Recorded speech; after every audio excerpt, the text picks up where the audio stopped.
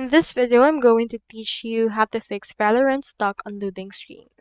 So your Valorant may be stuck because of network connection issues, insufficient system requirements, game file corruption or loss, as well as server issues.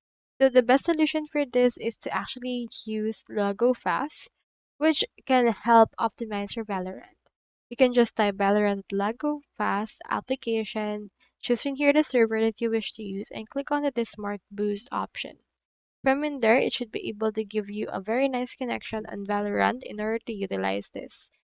There's also other solution like checking your network connection to see if it's fast enough to run Valorant.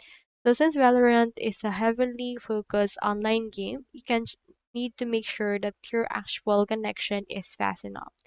Next, restart the game and computer in order to fix any minor bugs.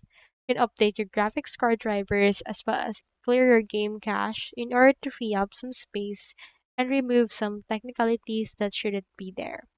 So that's all there is today, and I hope this video helped you out.